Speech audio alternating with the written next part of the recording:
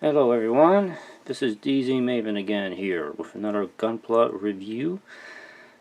Still continuing on with the Zeta Gundam era kits here, and today I had the Master Grade Hi-Zack, the kind of upgraded, titanized version of the Zaku 2.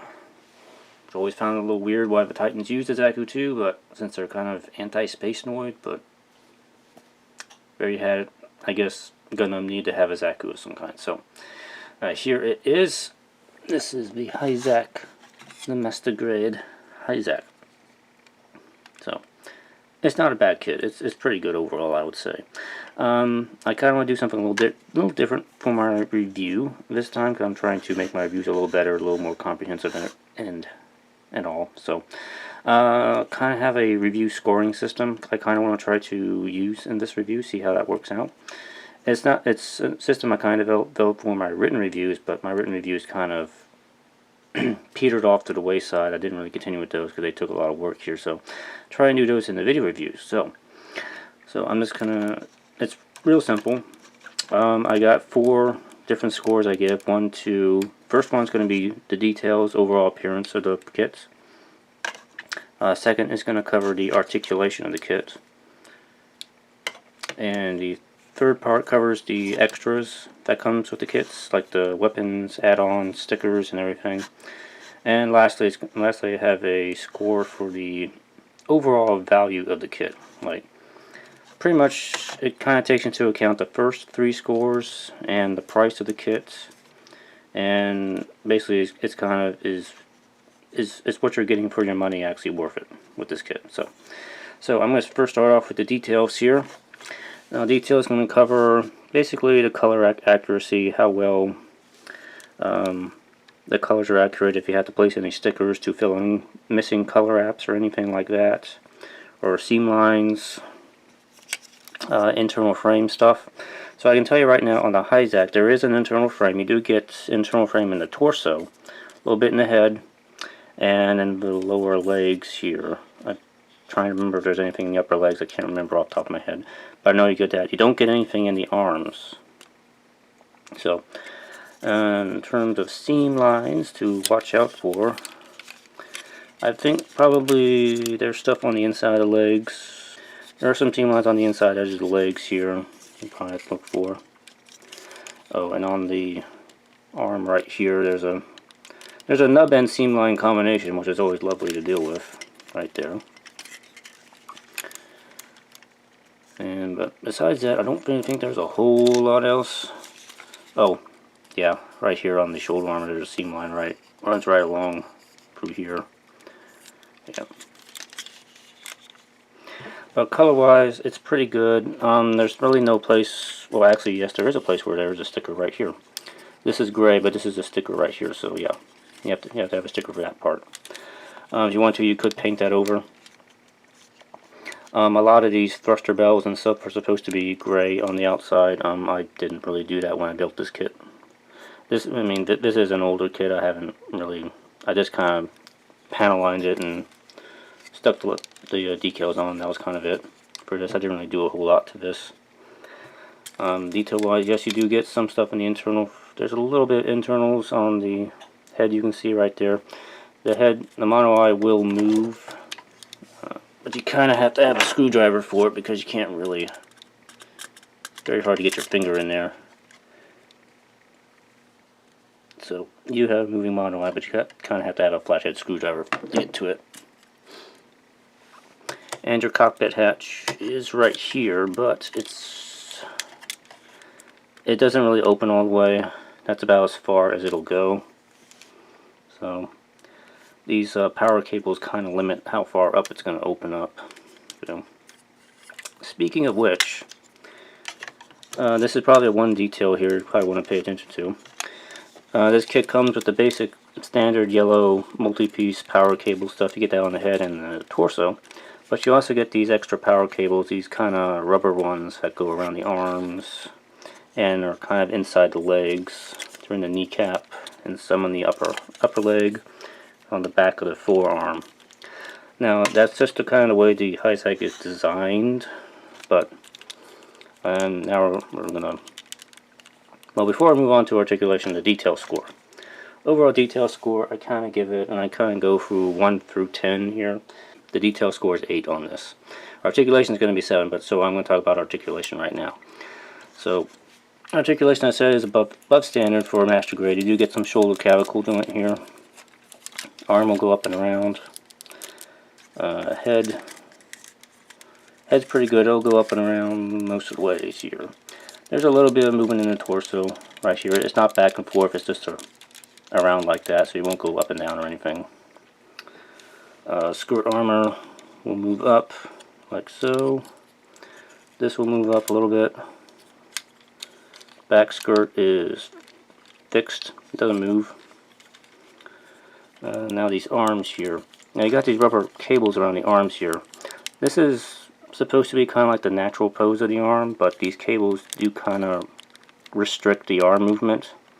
You can get to 0.4, just this cable here is going to stretch a little bit, and the one on the back is kind of going to be hanging loose.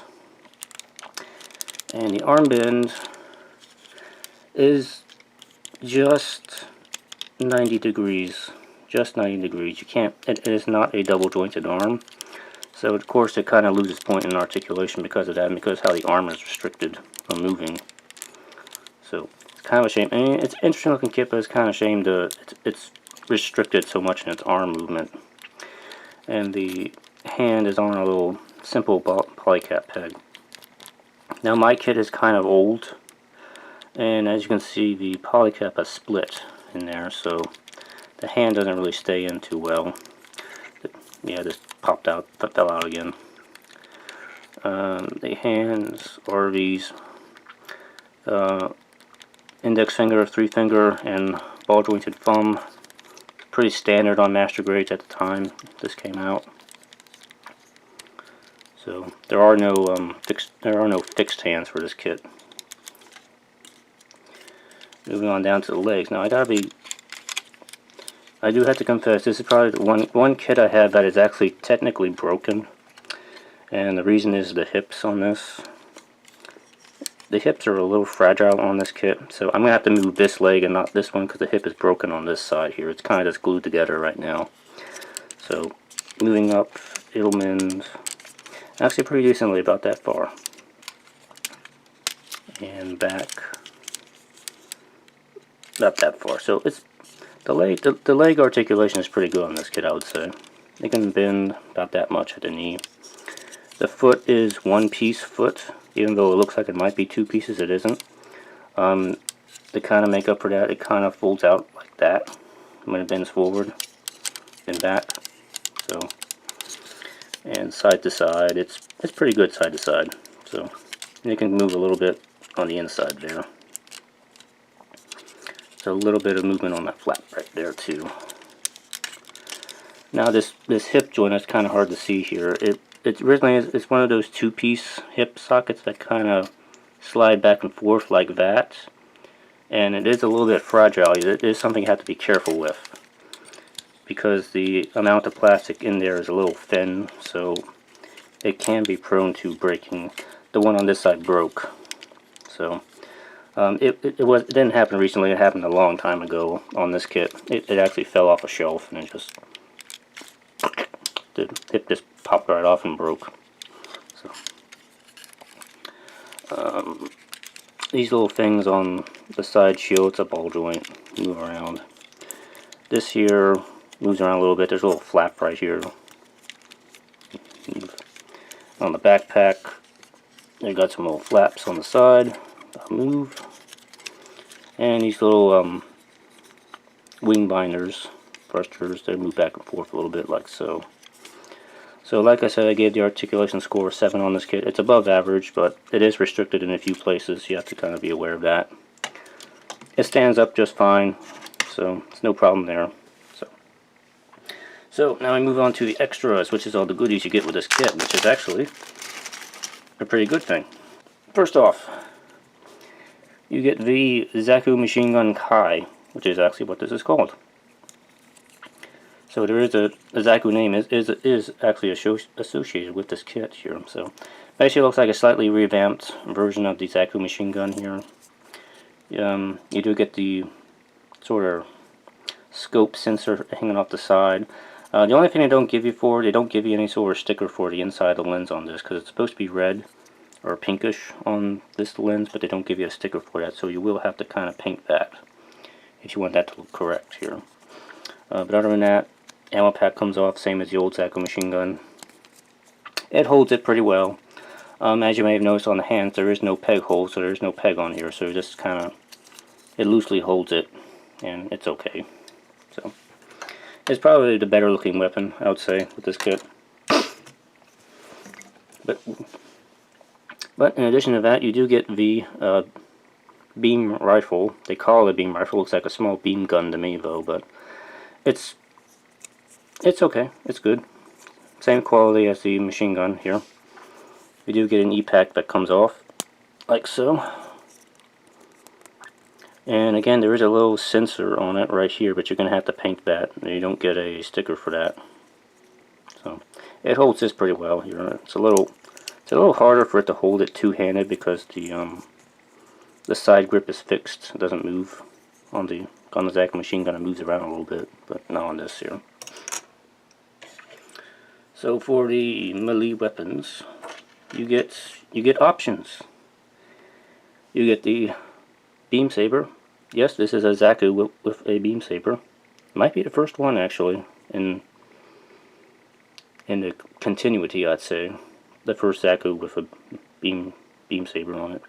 It's basic. It's simple. For storage, it usually goes onto the clip right here. But you do have the standard Zaku weapon, the big Heat Hawk. This is a giant Heat Hawk. It's very big. See how it is compared to the kit here. It's actually quite large. It's nice looking. The one problem with this, though, camera needs to focus here. The one problem here is that this is all in gray plastic, and technically the handle is supposed to be green, and I think the cables are supposed to be yellow. So if you want this to look right, you do have to paint it. So it is a little bit of extra work there you do have to do. So for storage, there's technically only one way to store it. It doesn't store on the kit itself. It stores on the next thing, which is this here. These optional missile pods. I think these are pretty nice here. So they're molded in color, and there are little individual missiles inside the pods here. They can be taken out. They're kind of held in there loosely. So if you want, you can pull them out, stick them back in. So, but once they're in there, they are not going to fall out. They kind of come out a little bit, but just stick them back in again. So, anyway, this attaches to the same clip that the beam saber attaches to. This right here, and the heat hawk goes with this here. The little notch here holds the heat hawk on this. Kind of clips around like so. So it will be on the back of the kit like that. So. And the last thing I have is the shield. It's a small shield. It's decent. It has a little one. It's this one little attachment peg right there, and it sticks to the back of the arm right here, like so. And it can rotate around a little bit as needed. And of course, the peg will come off instead of coming off with the shield. So. Now, inside of the shield, there's a little compartment, and there are extra E-packs for the beam rifle in here. Pretty sweet. So you actually get 3 E-packs for the beam rifle inside. You get 2 in the shield, 1 on the beam rifle. So, yeah, looking at, so you actually get a fair amount of extra stuff on this kit, which is really, really nice. I've seen a couple of reviews of the high-grade universal sensory Hi-Zack, and it only really comes with the rifle, which is kind of lame. So, but on the master grade you get all this stuff, which is really awesome, which is why, so in terms of extras, this gets a 10, because you have everything that the Hi-Zack is supposed to come with, and it's all good. So probably the only real thing to watch out, detractors probably have to paint the heat hawk, but it's not really that big a deal. So it gets a 10 on the extras because you get lots of weapons to play around with, and you got lots of different configurations you can do with this kit, so pretty nice here. And also adding on to that, you do, sticker wise, you do get the standard stickers, but you also get dry transfer stickers, the dry transfers also. This is dry transfer, and there's a few regular stickers here. They don't really actually get that many stickers on this kit here, so it's a little sparse on that. So, but some people prefer that, so you probably won't have a problem with that. You do get the option to kind of decorate it up as either Jared Maze's Hi-Zack or as Kakrakon's Hi-Zack here. I didn't do that on mine. I just kind of kept it as a generic looking Hi-Zack on mine here. So, moving on to the value of the kit. This kit retails for 3,000 yen, which roughly translates to, in today's dollars, as $25. So you can probably expect to find this kit for somewhere between $30 and $25, and for all you're getting here, it's actually a really good deal, I would say. You get a lot of extras, you get a pretty decent kit here. It's a pretty nice grunt suit. I mean, it's a little limited in articulation in the arms, but you get plenty of weapons to try out and everything, so I say for value-wise, it's really good. So it gets a 10 on the value for me. So if you want to like add up all the scores, you would end up with 35, which is actually it makes it a pretty good kit here. So it would definitely get a thumbs up recommendation from me if you're interested in getting this kit. It's a little old, but it's still very good in my opinion. Like I said, the only real things to watch out for is that you're not going to have the kind of articulation in the arms that you're probably used to, and hips are a little fragile, and you may have to paint the heat hawk here. But other than that, it's a great kit. I hope this system is a little bit more comprehensive on how to scale how good a kit is. I mean, that's gonna be it. I hope you enjoyed that. Give me a like if you like the review, or unlike if you don't like it. I always welcome comments or anything or feedback on my videos, because I am trying to look to improve my videos here. So anyway, I hope y'all have a great day, and I will see y'all next time. Bye-bye.